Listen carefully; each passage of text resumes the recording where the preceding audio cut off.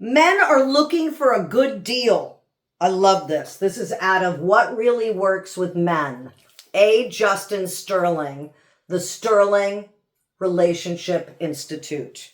Okay. I just love this. I love this.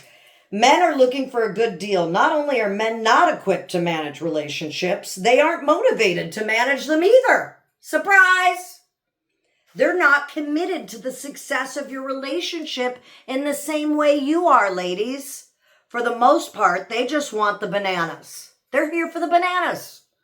As a rule, men get into relationships for the rewards they can get out of them. While you are trying to get to know men and get close to them and figure out if you can trust them, men are doing a cost-benefit analysis. What am I going to get out of this? They want to know.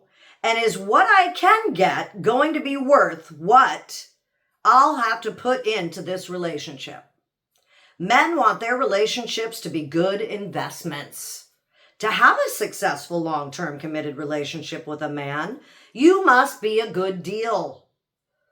Now listen to that with a grain of salt, ladies, okay? Don't interpret from your grandmother's days.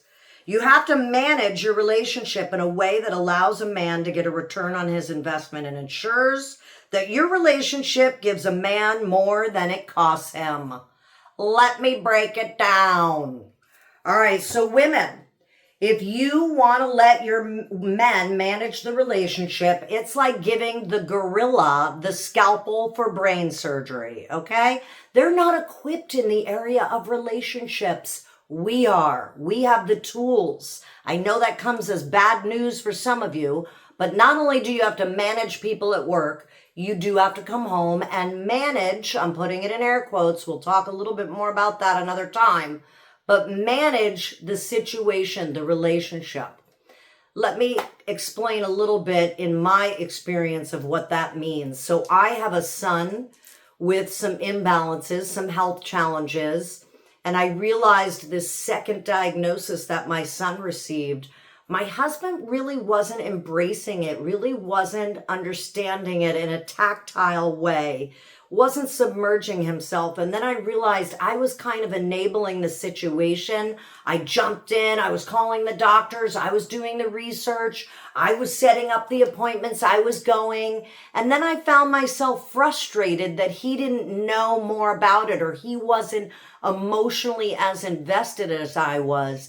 And I realized I kind of held all the tools from him.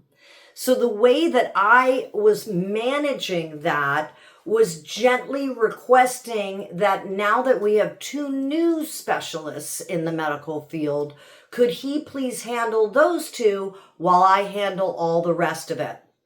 Now, I made this very simple. I did a medical notebook where we write down the doctors, the dates, and he simply has to put the notes in there. I can put my questions in there as if I'm a part of the appointment if I can't make it that day.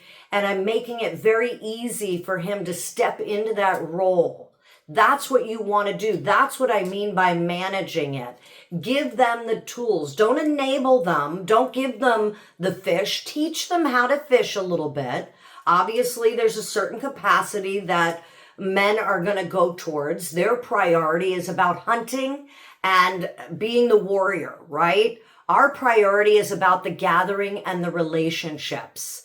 So I hope that helped you for today. Understand that it is a complex situation when you're in a relationship with a man to a woman in this scenario, and that you really don't want to enable, you want to manage in a nice way of enrolling your man, making those requests, and making it easy for them to take some of this off of your plate. Thanks for being with me, Women's Wisdom.